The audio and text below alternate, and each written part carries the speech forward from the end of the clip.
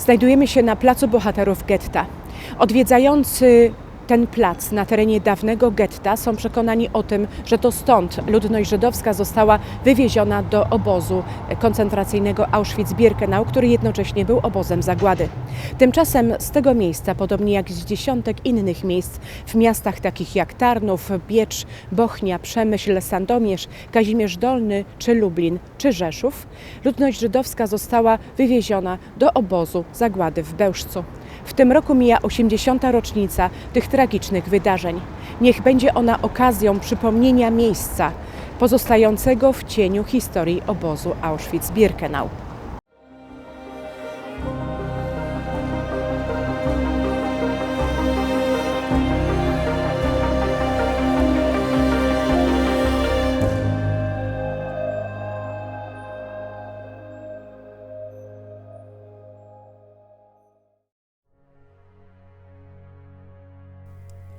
Film ten nie jest prezentacją kolejnego miasta z cyklu Wczoraj i Dziś i ma zupełnie inny charakter. Podczas podróży po miastach Polski Południowo-Wschodniej, poznając ich historię, natrafialiśmy na zdarzenie wspólne dla nich wszystkich. W 1942 roku większość ludności żydowskiej je zamieszkujących została wywieziona i zamordowana w obozie zagłady w Bełżcu. W przeciwieństwie do obozu Auschwitz, po obozie w Bełżcu w zasadzie nie zachowało się nic. W pierwszej połowie 1943 roku Niemcy zatarli wszystkie ślady jego istnienia.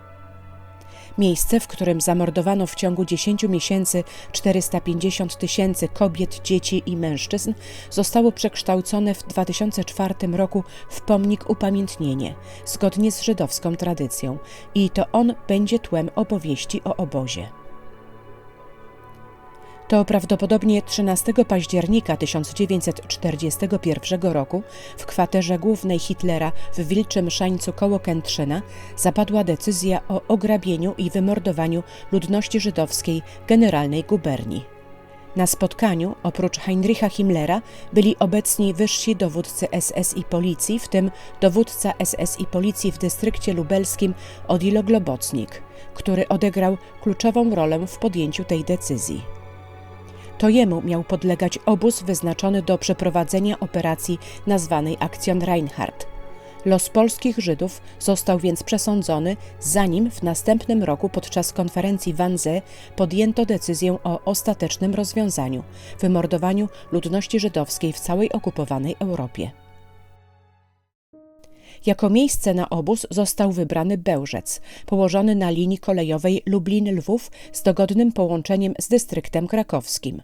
Położenie blisko granicy Niemiec ZSRR miało upewnić ofiary, że jest to obóz przejściowy przed dalszym przesiedleniem na wschód. Planowany obóz nie był pierwszym, jaki powstał w Bełżcu. Wcześniej istniał tu obóz pracy dla Polaków, Żydów i Romów. Do prac budowlanych przystąpiono na początku listopada 1941 roku. 4 miesiące później obóz był gotowy. Zajmował on powierzchnię nieco ponad 7 hektarów i był otoczony podwójnym drutem kolczastym. Był podzielony na 2 części. Obóz pierwszy, dolny, składał się ze strefy przyjęcia z rampą, rozbieralnią oraz barakami dla wartowników i więźniów wykorzystywanych do pracy. Z rozbieralni prowadził specjalny korytarz, tak zwana śluza, prowadzący do obozu drugiego, górnego, będącego strefą zagłady. Tu znajdowały się komory gazowe i zbiorowe mogiły. Poza obozem właściwym znajdowały się mieszkania niemieckiej załogi oraz sortownia zagrabionych ofiarom przedmiotów. Do zaplanowanej na tak masową skalę zbrodni wyznaczono niewielką liczebnie załogę SS, która nigdy nie przekroczyła 37 osób. Dowodziło nią w całej historii obozu zagłady w Bełżcu 2 równie bezwzględnych komendantów – Christian Wirth i Gottlieb Hering. Do pomocy SS-manów w roli strażników było dodatkowo zwerbowanych 100 sowieckich jeńców wojennych. 17 marca 1942 roku do Bełżca przybyły pierwsze transporty z Lublina i Lwowa. Do końca czerwca ofiary ginęły w prowizorycznej, drewnianej komorze gazowej ucharakteryzowanej na łaźnię. Przed wejściem znajdowały się tablice informacyjne, że są to pomieszczenia kąpielowe i inhalacyjne. Była to pierwsza stacjonarna komora gazowa w niemieckich obozach zagłady. Opracowane tu metody eksterminacji i postępowania z więźniami stały się wzorcem dla kolejnych powstających obozów zagłady, takich jak Sobibór czy Treblinka. Po dotarciu pociągu na rampę obozową z każdego wagonu wysiadali ci, którzy przeżyli podróż w bydlęcych wagonach. Ściśnięci po 100 osób, często w upale, bez wody i pożywienia. Na rampie byli informowani o konieczności dezynfekcji i po przejściu przez rozbieralnię byli upychani w komorze gazowej, gdzie umierali w męczarniach zabijani gazem z silnika spalinowego. Do usuwania z komory ciał ofiar oraz ich grzebania w masowych grobach, a także segregowania mienia zamordowanych wyznaczono do tzw. Sonderkommando około 500 najsilniejszych więźniów. W razie potrzeby byli oni zastępowani przez silniejszych, selekcjonowanych pośród przybyłych w kolejnych transportach. Wiosną 1942 roku do Bełżca wysłano również przesiedlonych wcześniej na Lubelszczyznę Żydów niemieckich, austriackich, czeskich i słowackich. Po przybyciu na początku czerwca transportów z Krakowa i Tarnowa obóz został zamknięty do czasu zbudowania nowego murowanego budynku z 6 komorami gazowymi. Liczba ofiar Bełżca sięgała wtedy już 80 000. Przez całe lato do Bełżca przywożono przede wszystkim mieszkańców gett z dystryktu krakowskiego, z Nowego i Starego Sącza, Zakopanego, Nowego Targu, Jasła, Biecza, Rzeszowa. Jesienią do Bełżca trafiali głównie mieszkańcy gett, którzy nie pracowali w zakładach działających na rzecz niemieckiego wysiłku wojennego. W grudniu 1942 roku zakończono przejmowanie transportów. Powodem tego mógł być brak miejsc na kolejne masowe groby. W okresie działania murowanych komór gazowych zamordowano w niecałe pół roku dalsze 370 000 mężczyzn, kobiet i dzieci. Pierwsze półrocze 1943 roku upłynęło na likwidacji obozu i zacieraniu jego śladów. Do wiosny trwała operacja wydobywania zwłok z masowych grobów i ich spalania, a do czerwca 1943 roku rozbierania budynków. Teren po obozie został wyrównany i zalesiony.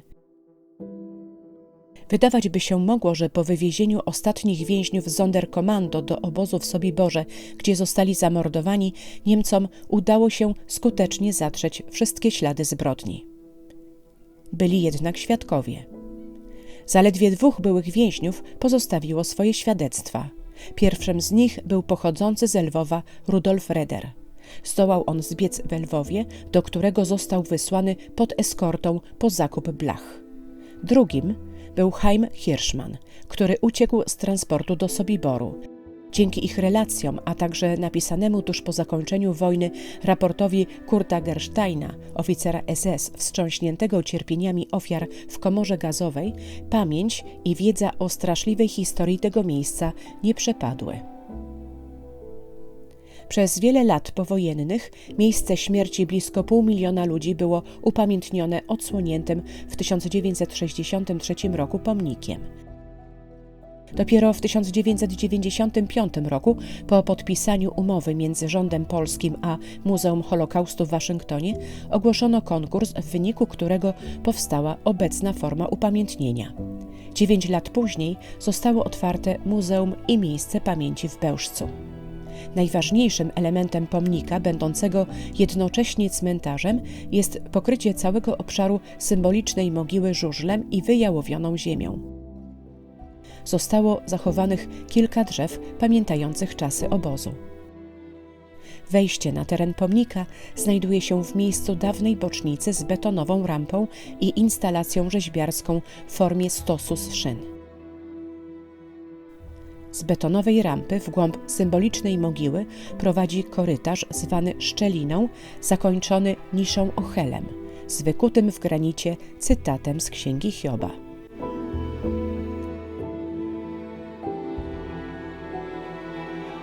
Po obwodzie miejsca pamięci prowadzi trasa z tablicami wymieniającymi miesiąc po miesiącu nazwę miejscowości, skąd ofiary były przewożone do Bełżca. Na przedłużeniu rampy znajduje się budynek muzealny, gdzie prezentowana jest historia obozu, a także przedmioty odnalezione podczas prac przygotowujących teren pod pomnik.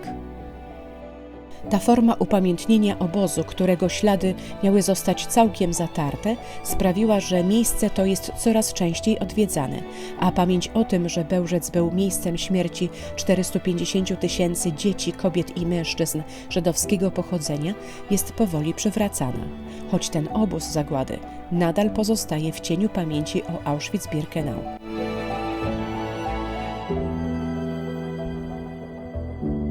Film ten poświęcamy pamięci tysięcy mieszkańców miast i miasteczek, których historię opowiadaliśmy i tych, których historię będziemy opowiadać.